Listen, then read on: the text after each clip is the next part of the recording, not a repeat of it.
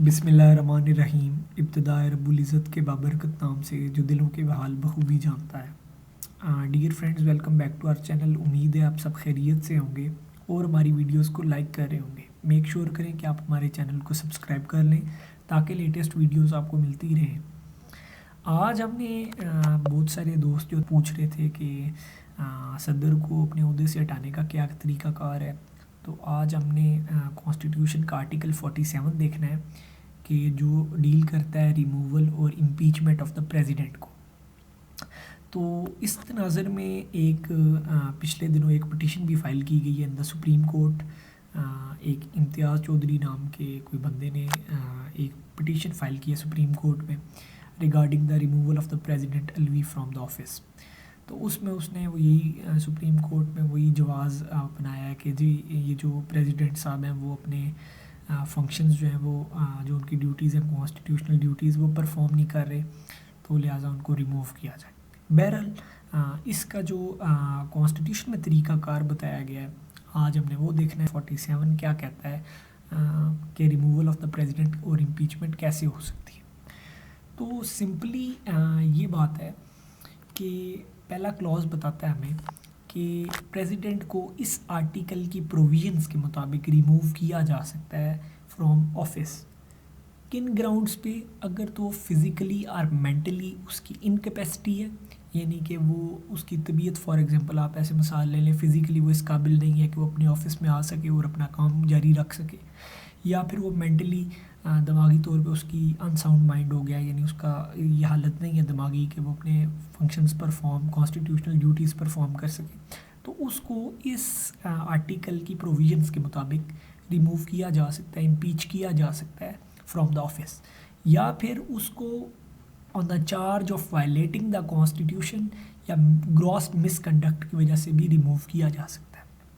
अब अगर हम सदर अलवी की एग्जांपल लेंगे तो जो उनका 3 अप्रैल 2022 का जो इक़दाम था असम्बलीज़ को डिज़ोल्व करने वाला, उसको हम अनकॉन्स्टिट्यूशनल के ज़ुमरे में ले सकते हैं, क्योंकि वो उनके पास वो इख्तियार उस वक्त नहीं था। वो जो एडवाइस पीएम ने की थी उसको वो जो उन्होंने फॉलो करते हुए मुरादा किया, तो वो एक अनकॉन्स्टिट्यूशन था। अगर उसको बेस बना के उनके ख़िलाफ़ कार्रवाई शुरू की जाती, अब तो खैर या की जाए, तो वो एक जवाज़ मौजूद है कि उन्होंने वायलेटिंग द कॉन्स्टिट्यूशन का मतलब है आप हवाला दे के उनके ख़िलाफ़ एक जो है इम्पीचमेंट की कार्रवाई शुरू कर सकते हैं। लेकिन प्रोसीजर क्या है वो हम अगले क्लॉजेज़ में देखते हैं। सेकंड क्लॉज कहता है कि 1/2 of the total membership of either house, यानी कि जो 1/2 हैं बंदे, आइदर हाउस से मुराद है या नेशनल असम्बली या जो आपकी सेनेट है, उनके जो हाफ बंदे हैं, यानी कि वो अगर speaker of the national assembly या फिर चेयरमैन ऑफ द सेनेट जैसा भी केस होगा, उसके मुताबिक अगर 1/2 बंदे एक रिटन नोटिस दें अपने इस इरादे के मुतल्लिक of its intention to move a resolution, कि वो एक मूव करना चाहते हैं रेजोल्यूशन अगेंस्ट द प्रेसिडेंट, उसको रिमूव करने के लिए। मुराद है कि अभी जो मूव रेजोल्यूशन को मूव करने के लिए 1/2 बंदे चाहिए, यानी अभी पास करने की बात नहीं हो रही। हमने अगर रेजोल्यूशन को मूव करना है तो उसके लिए 1/2 बंदे चाहिए ऑफ आइदर हाउस, यानी जिस हाउस में वो इनिशिएट किया जाएगा प्रोसेस। और उस नोटिस के अंदर ये चीज़ें बहुत वाज़े तौर पे मौजूद होनी चाहिए, जो चार्जेस होंगे अगेंस्ट द प्रेसिडेंट वो मौजूद होने, यानी जो पर्टिकुलर्स ऑफ हिज इनकैपेसिटी है, यानी कि जो उसके ख़िलाफ़ चार्जेस हैं वो उसके अंदर रिटन होने चाहिए उस नोटिस के अंदर। क्लॉज 3 बोलता है कि अगर कोई नोटिस क्लॉज 2 के अंडर रिसीव हुआ है बाय द चेयरमैन, तो उसकी ये ड्यूटी है कि वो स्पीकर को वो ट्रांसमिट करे। क्लॉज 4 बोलता है the speaker shall within 3 days of the receipt of the notice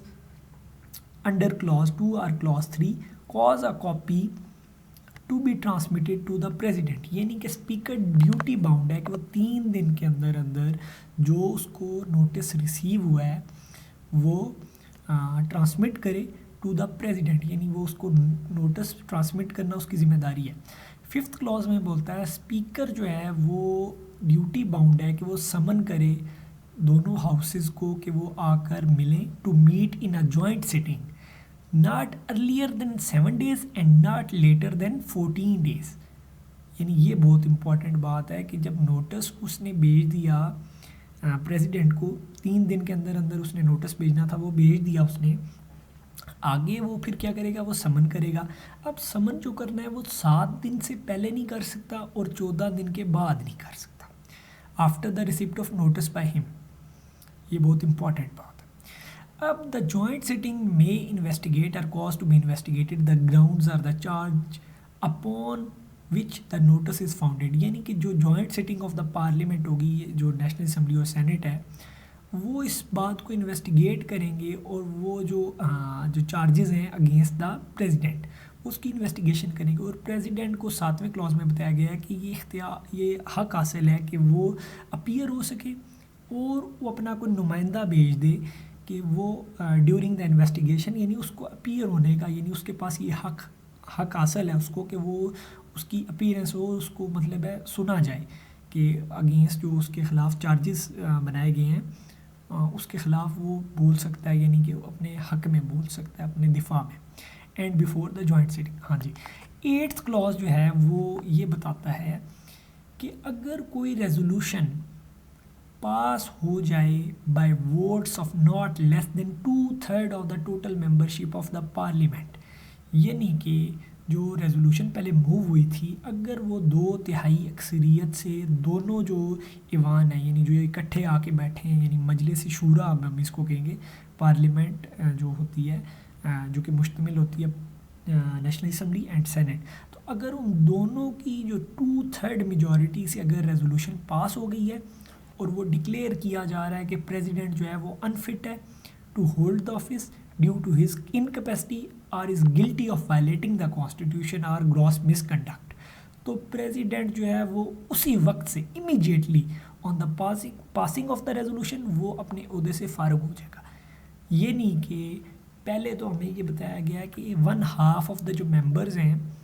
of either house وہ پہلے ایک ریزولوشن لے کے آئیں گے، موو کریں گے، اور اس میں ریزولوشن کے اندر جو نوٹس وہ جاری کریں گے اس نوٹس کے اندر وہ تمام چیزیں جو چارجز ہوں گے پریزیڈنٹ کے خلاف وہ موجود ہونے چاہیے. پھر وہ نوٹس جو ہے وہ 3 دن کے اندر اندر جو ہے وہ پریزیڈنٹ کو ٹرانسمٹ کرنا لازمی ہے، اسپیکر کی ذمہ داری ہے. اب اسپیکر جو ہے پھر آگے جا کے سمن کرے گا دونوں ہاؤسز کو کہ وہ ملیں آ کے اکٹھے ہو کے، اور یہ جو کام ہے یہ 7 سے 14 دن کے بیچ میں ہونا چاہیے، 14 دن کے بعد نہیں ہو سکتا. اور جوائنٹ سٹنگ انویسٹیگیٹ کرے گی جو چارجز ہوں گے اگینسٹ دا پریزیڈنٹ کو یہ موقع دیا جائے گا کہ وہ اپیئر ہو سکے یا پھر اس کی نمائندگی کوئی کر سکے اور اس کو حق حاصل ہے کہ وہ اپنے آپ کو ڈیفینڈ کر سکے. اور آخر میں 8th کلاز میں بتاتا ہے کہ اگر وہ جو ریزولوشن تھی وہ پاس ہو جاتی ہے 2/3 اکثریت سے آف دا مجلس شورا، ٹوٹل ممبرشپ آف دا مجلس شورا، تو پھر اور یہ ڈکلیئر کر دیا جاتا ہے کہ پریزیڈنٹ جو ہے وہ انفٹ ہے ٹو ہولڈ دا آفس. وہ کسی بھی وجہ سے ہو سکتا ہے، یعنی انکیپیسٹی ہو سکتی ہے فزیکل اور مینٹل، یا پھر وائلیٹنگ دا کانسٹیٹیوشن، اس نے کانسٹیٹیوشن کو وائلیٹ کیا ہو، یا مس کنڈکٹ ہو، گراس مس کنڈکٹ، تو پریزیڈنٹ اسی وقت سے ہی cease to hold the office, یعنی کہ وہ عہدے سے اسی وقت فارغ ہو جائے گا.